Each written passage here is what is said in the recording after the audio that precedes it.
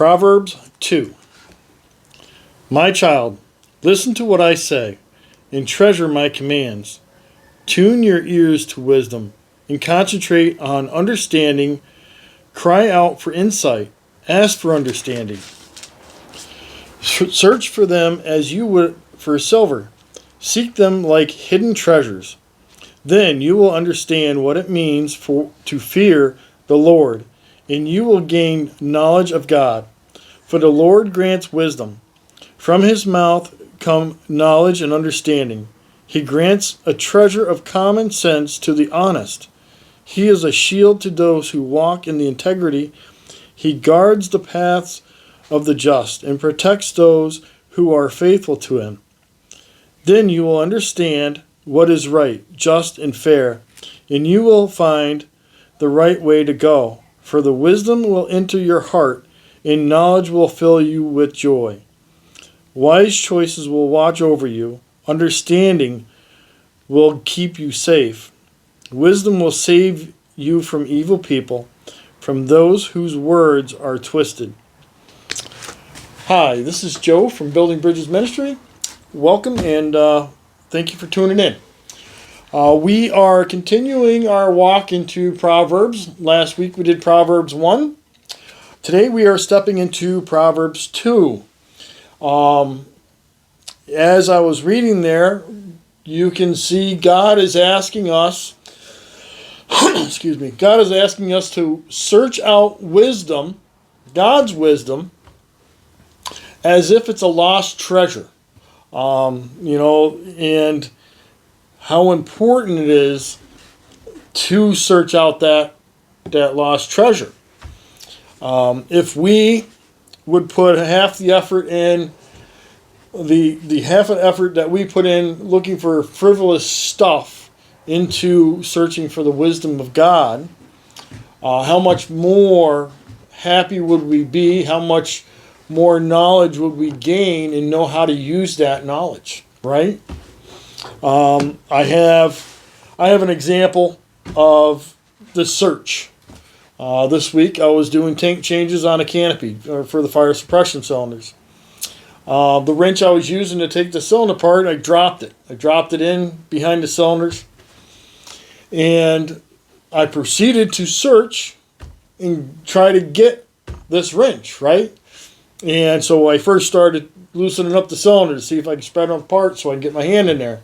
Because this wrench was a vital part in taking apart these cylinders so that I could do this tank change. Unfortunately, I couldn't retrieve the wrench. So I had to use lesser tools and be persistent in the pursuit of that wrench so that I can do the other cylinders a lot easier. Now, granted, that's a small example, but there's still that idea of the search for something of value, whatever that value or whatever that thing may be. What God is asking us here is to put the same or more emphasis on searching for his wisdom so that we could take the lessons that we learn in life, right, and put them into good application so that our struggles aren't as bad. Like if I had no clue how to use another set of tools to get that cylinder out so I can get the wrench that I need, I'd be in a pickle. What would I have done? I would have had nothing to get to the wrench that I had. I would have to go down, try and find a store, find a wrench. You know what I mean? There would be way longer of a process. But thankfully, the wisdom that I've gained in having a similar struggle and being able to learn how to take that struggle and put it into application allowed me to not have to go down the ladder or go down the lift and find another tool to redo the project, right? So that's our importance of it. And as we read through there, Lord grants us wisdom. From his mouth come knowledge and understanding. He grants a treasure of common sense to the honest. Common sense. How many times have you heard the phrase, common sense just isn't around anymore? It's because we're not seeking it out, right? Or we're not listening to people that we have in our lives. As we seek this treasure, as God is asking us, what is the process in which seeking this treasure is? Where do we start? A good starting point, as if we refer to Proverbs 1, is our parents. Listen to our parents. What kind of wisdom can they share with us that they've gained through walking through life, and God showing them wisdom however way He shows them?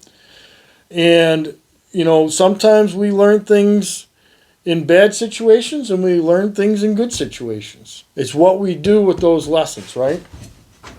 So, we have our parents to look at first for this wisdom, right? Next, we have the Bible. We have been given these words that God has told us to read and has given us these words so that we can gain wisdom through His instructions through to the Israelites, to the disciples, through people that existed back then. And we take these lessons and we can see the consequences of taking a certain path, and we can say, I don't want to go on that path. I'm going to do a different way, right? Another way of studying the Bible, it's very helpful, is whatever church you go to, ask the leaders.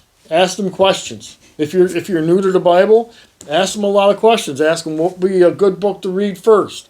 Then join a small group.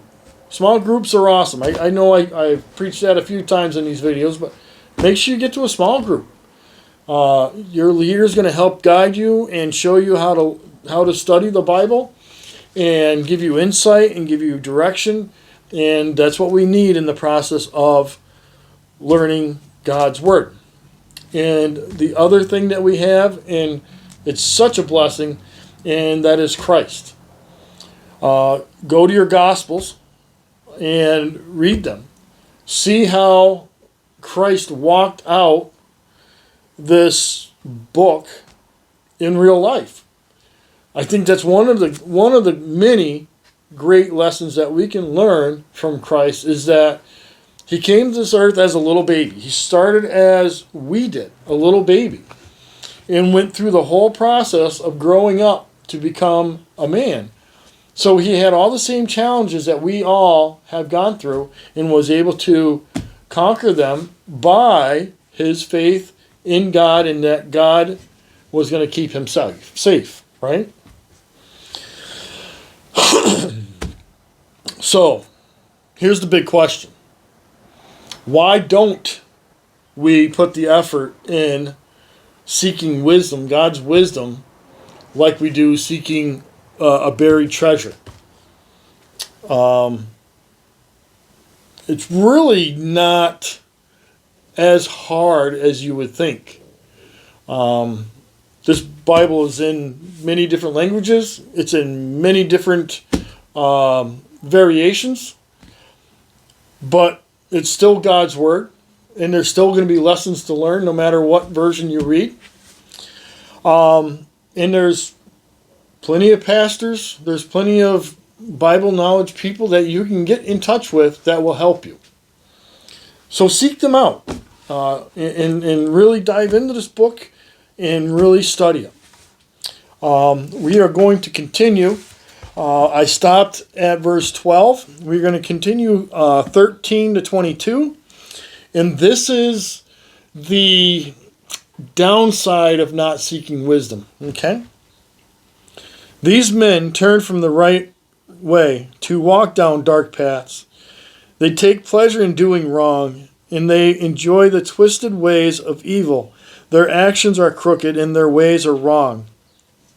Wisdom will save you from the immoral women, from the seductive words of the promiscuous woman. She has abandoned her husband and ignores the covenant she made before God. Entering her house leads to death. It is the road to the grave. The man who visits her is doomed. He will never reach the paths of life. Follow the steps of good men instead, and stay on the path of the righteous. For only the godly will live in the land, and those with integrity will remain in it. But the wicked will be removed from the land, and the treacherous will be uprooted. So, as we continue on, we see that when we gain wisdom and we take that wisdom and put it into application, when we are put into situations, they give us two. They give us like the seductive woman and the crooked person. When we get put in those situations, having the wisdom of God and the heart of Christ living in us, we are going to make those decisions better and make better decisions of that for that reason. Because we have that wisdom, we have that knowledge to step away from those situations in which we are going to lose our lives with God. And that's our goal, is to have a life with God, to have that relationship. All right? So that's my words of encouragement for today. I thank you and have a blessed day.